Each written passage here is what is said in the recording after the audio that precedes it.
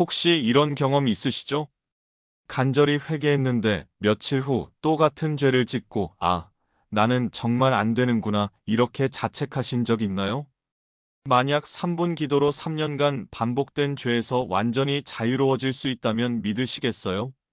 오늘 이 시간이 끝나면 그 고통스러운 반복이 완전히 끝날 것을 약속드립니다.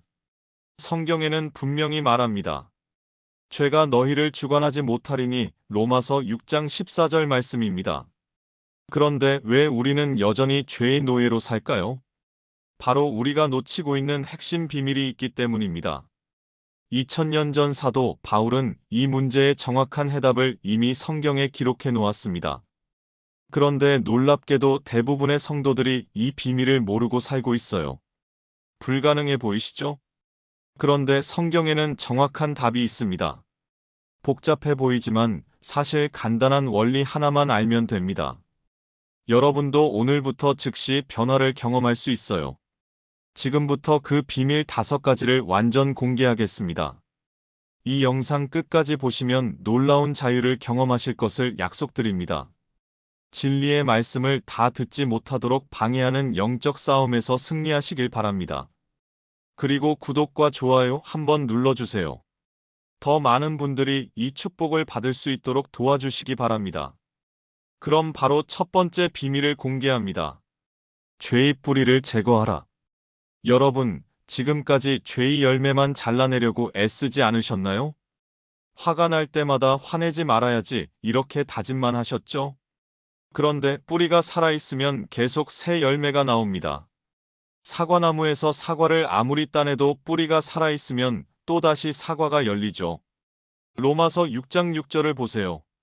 우리가 알거니와 우리의 옛사람이 예수와 함께 십자가에 못 박힌 것은 죄의 몸이 없어져 다시는 죄에게 종 노릇하지 아니하려 함이니.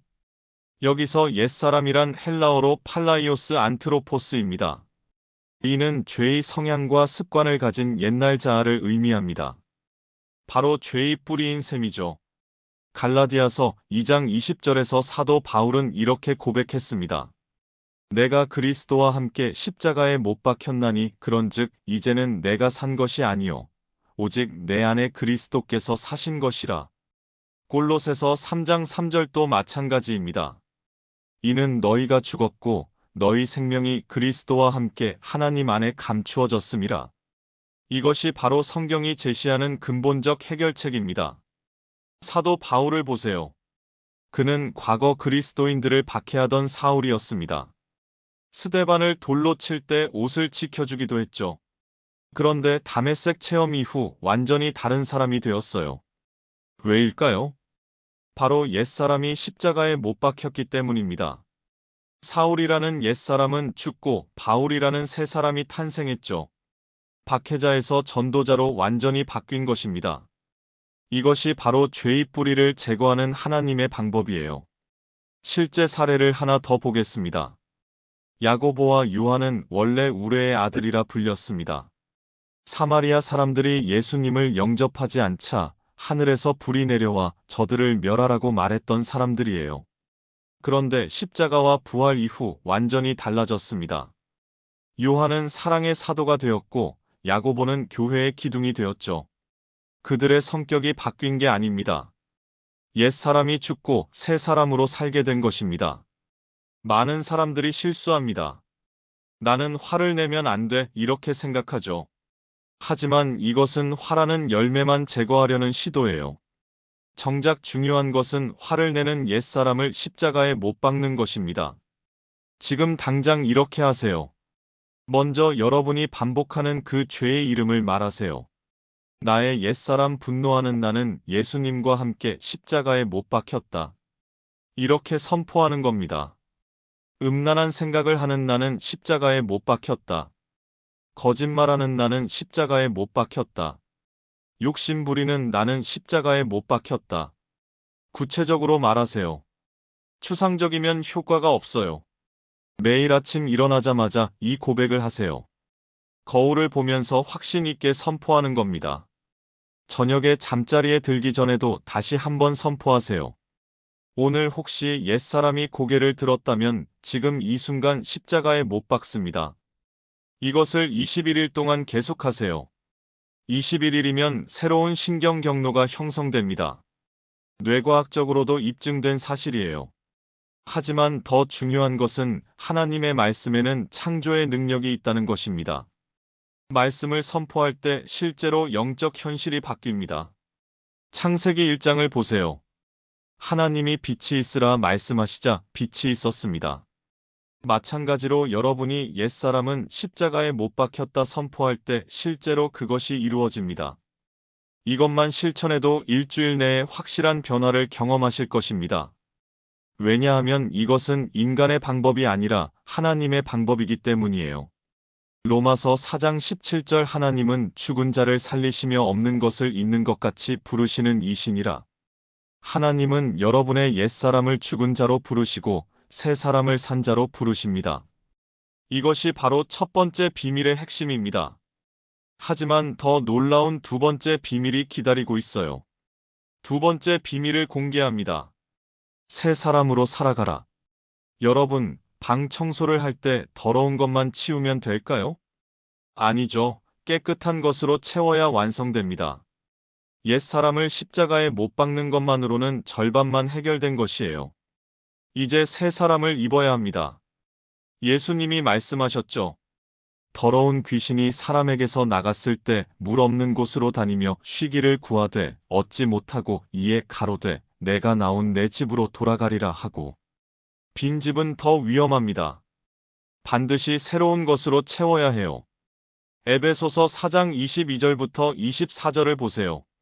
너희는 유혹의 욕심을 따라 썩어져가는 구습을 좇는 옛사람을 벗어버리고 오직 심령으로 새롭게 되어 하나님을 따라 의와 진리의 거룩함으로 지으심을 받은 새 사람을 입으라. 새 사람을 입으라는 헬라어 엔디사스테입니다. 이는 옷을 입듯이 완전히 덮어 씌운다는 뜻입니다. 골로새서 3장 9절에서 10절도 마찬가지입니다. 너희가 옛사람과 그 행위를 벗어버리고 새 사람을 입었으니 이는 자기를 창조하신 자의 형상을 조차 지시게까지 새롭게 하심을 받는 자니라. 고린도후서 5장 17절도 분명히 말합니다. 그런즉 누구든지 그리스도 안에 있으면 새로운 피조물이라 이전 것은 지나갔으니 보라 새 것이 되었도다. 이것이 바로 성경이 제시하는 완전한 변화입니다. 삭개오를 보세요. 그는 과거 세리장이었죠. 사람들을 속여서 돈을 빼앗던 사람이었어요. 로마 정부의 앞잡이가 되어 동족을 괴롭혔습니다. 그런데 예수님을 만난 후 완전히 달라졌습니다. 주여 보시옵소서 내 소유의 절반을 가난한 자들에게 주겠사오며 만일 네 것을 토색한 일이 있으면 내 갑절이나 갚겠나이다. 이것이 바로 새 사람입니다. 옛사람인 탐욕스러운 삭개오는 십자가에 못 박히고 새 사람인 관대한 삭개오가 태어난 것이죠. 또 다른 예를 보겠습니다. 마태복음 9장의 마태를 보세요. 그는 원래 세리였습니다. 돈만 아는 사람이었어요. 하지만 예수님이 나를 따르라 말씀하시자 즉시 일어나 따랐습니다. 그리고 복음서를 기록하는 사도가 되었죠. 돈만 계산하던 손이 하나님의 말씀을 기록하는 손이 된 것입니다. 이것이 새 사람의 능력입니다. 지금 당장 이렇게 하세요. 나는 새 사람이다. 나는 하나님의 형상으로 새롭게 창조된 존재다. 이렇게 선포하세요. 구체적으로 말하는 겁니다. 나는 사랑하는 사람이다. 나는 용서하는 사람이다. 나는 진실한 사람이다. 나는 거룩한 사람이다. 나는 온유한 사람이다. 새로운 정체성을 매일 고백하는 겁니다. 그리고 새 사람답게 행동하기 시작하세요. 화가 날 때 나는 사랑하는 사람이야. 이렇게 말하고 사랑의 행동을 선택하는 거예요. 거짓말하고 싶을 때 나는 진실한 사람이야. 이렇게 말하고 진실을 말하는 겁니다. 욕심이 생길 때 나는 관대한 사람이야. 이렇게 말하고 나누는 행동을 하세요. 새 사람의 3단계 실천법입니다. 1단계 매일 아침 새 사람 정체성 선포하기. 나는 하나님의 형상으로 지음받은 새 사람이다. 2단계 유혹 순간 정체성 확인하기. 잠깐, 나는 어떤 사람이지? 스스로에게 질문하세요. 3단계 새 사람답게 행동 선택하기. 정체성에 맞는 행동을 의식적으로 선택하는 겁니다. 이것을 실천할 때 중요한 것은 믿음입니다. 로마서 4장 16절 그러므로 후손이 되는 것이 은혜에 속하기 위하여 믿음으로 되나니 여러분이 새 사람이라는 것을 믿어야 합니다. 감정에 속지 마세요. 여전히 옛사람 같은 느낌이 들 수 있어요. 하지만 느낌이 아니라 하나님의 말씀이 진리입니다. 하나님이 여러분을 새 사람이라고 하시면 새 사람인 겁니다. 이것만으로도 2주 안에 놀라운 변화를 경험하실 겁니다. 왜냐하면 정체성이 바뀌면 행동이 자동으로 따라오기 때문이에요. 심리학에서도 입증된 사실입니다. 자아 개념이 행동을 결정한다는 거죠. 하지만 가장 핵심적인 세 번째 비밀이 남아 있어요. 이것이 없으면 앞에 두 비밀도 소용없습니다. 세 번째 비밀을 공개합니다. 성령의 능력으로 살아가라. 여러분, 자동차가 있어도 기름이 없으면 못 가죠? 아무리 좋은 방법을 알아도 능력이 없으면 실패합니다. 인간의 의지력에는 분명한 한계가 있어요. 그래서 하나님이 성령을 보내주신 겁니다. 갈라디아서 5장 16절을 보세요. 내가 이르노니 너희는 성령을 조차 행하라 그리하면 육체의 욕심을 이루지 아니하리라. 성령을 조차 행한다는 것은 우리가 주도권을 넘기는 것입니다. 우리가 운전석에 앉는 게 아니라 성령님이 운전하시도록 맡기는 것이죠. 로마서 8장 13절도 마찬가지입니다. 너희가 육신대로 살면 반드시 죽을 것이로되 영으로서 몸의 행실을 죽이면 살리라. 성령으로 몸의 행실을 죽인다. 이것이 핵심입니다. 우리 힘이 아니라 성령의 능력으로 죄를 이기는 것이죠. 요한복음 16장 8절에서 예수님이 말씀하셨습니다. 그가 와서 죄에 대하여, 의에 대하여, 심판에 대하여 세상을 책망하시리라. 성령님이 죄를 책망하시고 의로운 길로 인도하십니다. 베드로를 보세요. 예수님을 3번 부인했던 그 연약한 베드로가 성령을 받은 후 완전히 달라졌습니다. 한때 무서워서 도망갔던 그가 순교까지 각오하며 복음을 전하게 되었어요. 오순절 날 한 번의 설교로 3,000명이 회개했습니다. 무엇이 그를 바꾸었을까요? 바로 성령의 능력입니다. 인간의 의지력이 아니라 하나님의 능력이 그를 완전히 새롭게 만들었죠. 사도행전 1장 8절 예수님의 약속을 보세요. 오직 성령이 너희에게 임하시면 너희가 권능을 받고 예루살렘과 온 유대와 사마리아와 땅 끝까지 이르러 내 증인이 되리라. 성령이 임하면 권능을 받는다고 하셨습니다. 또 다른 예를 보겠습니다. 사도행전 8장의 빌립을 보세요. 성령이 그를 이끄셔서 에디오피아 내시를 만나게 하셨죠. 빌립 혼자서는 할 수 없는 일이었어요. 하지만 성령의 인도하심으로 놀라운 일이 일어났습니다. 스데반도 마찬가지입니다. 사도행전 7장 55절 스데반이 성령이 충만하여 하늘을 우러러 주목하여 하나님의 영광과 민 예수께서 하나님 우편에 서신 것을 보고 성령 충만함으로 순교까지 할 수 있었던 것입니다. 지금 당장 이렇게 기도하세요. 성령님, 저를 도와주세요. 제 힘으로는 안 됩니다. 성령님의 능력으로 이 죄를 이기게 해주세요. 매 순간 성령께 의존하세요. 유혹이 올 때마다 성령님, 도와주세요. 이렇게 즉시 기도하는 겁니다. 혼자 견디려 하지 마세요. 성령님께 맡기는 거예요. 성령님, 지금 이 순간 저를 주관해 주세요. 제가 아니라 성령님이 저를 통해 살아주세요. 이것이 바로 성령을 따라 행하는 것입니다. 우리가 주인이 아니라 성령님이 주인이 되시는 거죠. 성령 의존 3단계 실천법입니다. 1단계 매일 성령 충만 기도하기. 성령님, 오늘 하루 저를 충만히 채워주세요. 2단계 유혹 순간 즉시 도움 요청하기. 성령님, 지금 도와주세요. 1초도 지체하지 마세요. 3단계 성령님께 주도권 양보하기. 성령님이 저를 통해 반응하게 해주세요. 에베소서 5장 18절 말씀을 기억하세요. 술 취하지 말라 이는 방탕한 것이니 오직 성령의 충만을 받으라. 술에 취하면 술이 그 사람을 조종하죠. 마찬가지로 성령에 충만하면 성령님이 우리를 조종하십니다. 이때 우리는 죄를 이길 수 있는 초자연적 능력을 받게 됩니다. 갈라디아서 5장 22절부터 23절을 보세요. 오직 성령의 열매는 사랑과 희락과 화평과 오래 참음과 자비와 양선과 충성과 온유와 절제니 이 같은 것을 금지할 법이 없느니라. 성령의 열매 중 마지막이 절제입니다. 성령님이 우리에게 자제력을 주십니다. 이것은 인간의 의지력과는 차원이 다른 능력이에요. 이 세 가지 원리를 함께 실천하면 놀라운 시너지가 일어납니다. 옛사람은 십자가에 못 박히고 새 사람으로 살되 성령의 능력으로 살아가는 것이죠. 하지만 지속하기 위한 네 번째 비밀이 있어요. 이것이 없으면 시간이 지나면서 다시 원점으로 돌아갈 수 있습니다. 네 번째 비밀을 공개합니다. 지속적 점검과 갱신. 여러분, 자동차도 정기적으로 점검해야 하죠? 우리 영혼도 마찬가지입니다. 한 번의 경험으로 끝나는 게 아니라 지속적인 관리가 필요해요. 우리 몸도 매일 씻고 관리하잖아요. 영혼도 똑같습니다. 고린도후서 4장 16절을 보세요. 그러므로 우리가 낙심하지 아니하노니 겉사람은 후패하나 우리의 속사람은 날로 새로워지도다. 날로 새로워진다는 것은 매일 갱신이 필요하다는 뜻이에요.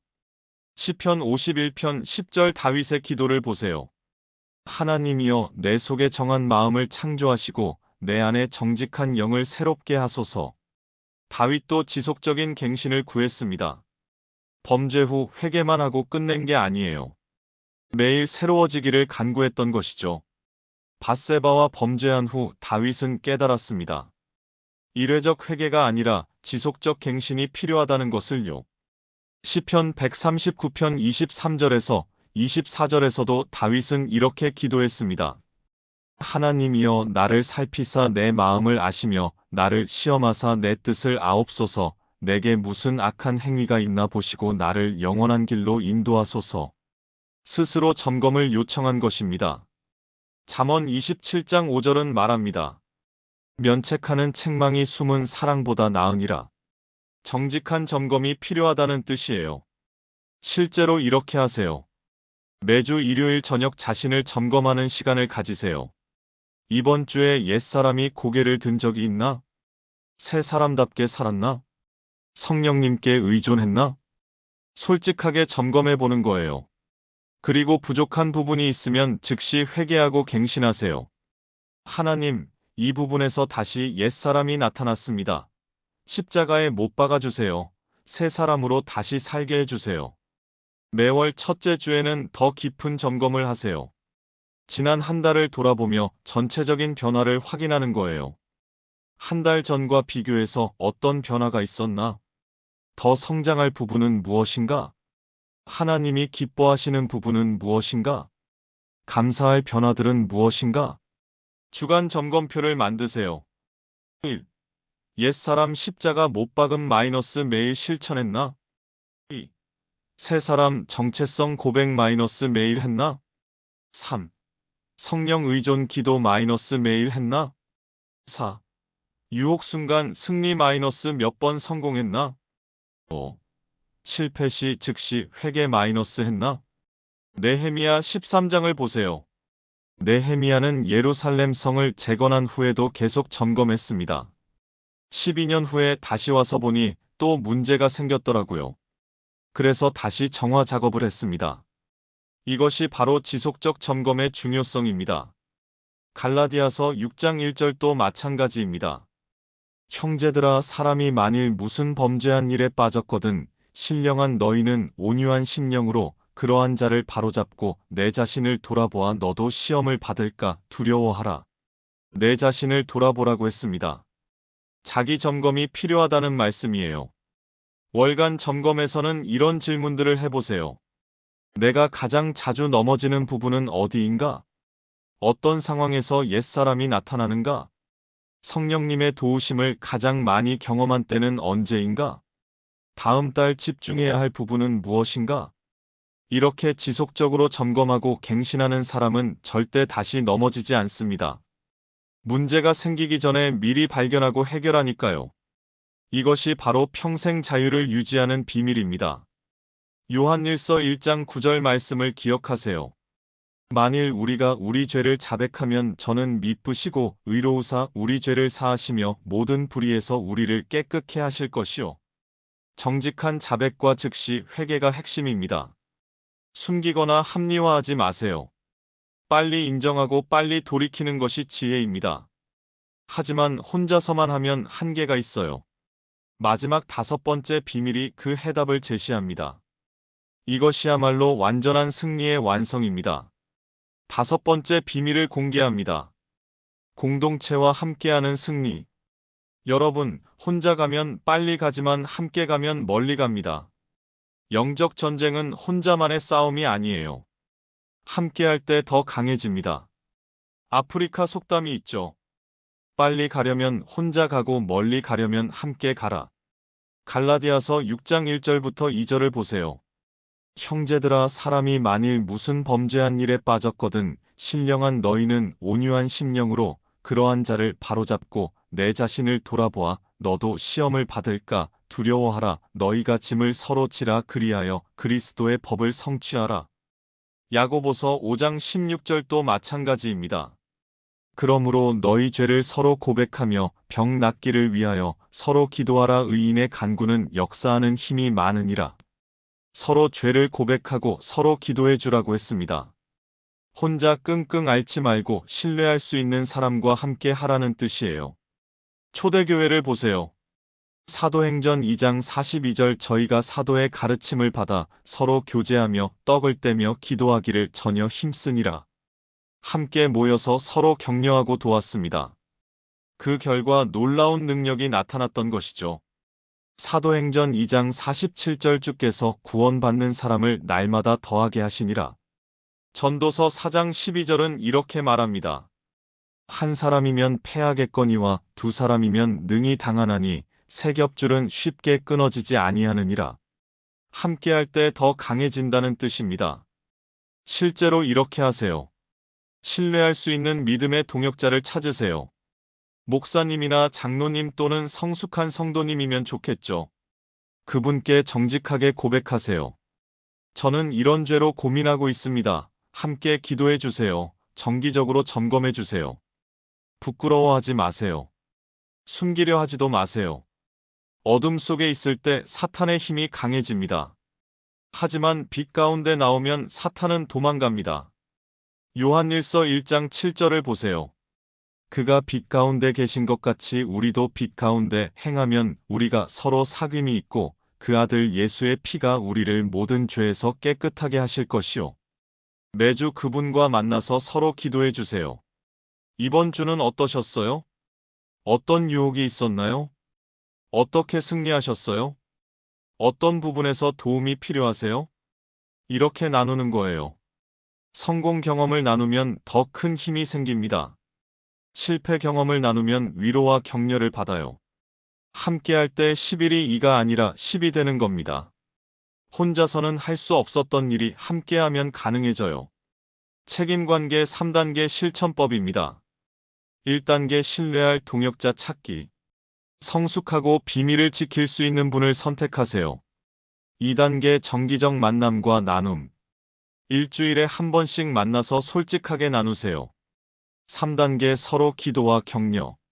성공할 때는 함께 감사하고 실패할 때는 함께 회개하세요. 히브리서 10장 24절과 25절 말씀입니다. 서로 돌아보아 사랑과 선행을 격려하며 모이기를 패하는 어떤 사람들의 습관과 같이 하지 말고 오직 권하여 그날이 가까움을 볼수록 더욱 그리하자. 모이기를 패하지 말라고 했습니다. 함께 모여야 힘이 생겨요. 이제 5가지 비밀이 모두 공개되었습니다. 개인의 변화에서 시작해서 공동체의 힘까지 완전한 승리의 공식이 완성되었어요. 오늘 배운 5가지 비밀을 한 문장으로 정리하면 이것입니다. 옛사람은 죽이고 새 사람으로 살되 성령의 능력으로 지속적으로 갱신하며 공동체와 함께 승리하라. 이 모든 것이 하나의 큰 원리로 연결됩니다. 바로 연합이라는 원리예요. 예수님과의 연합, 성령님과의 연합, 성도들과의 연합입니다.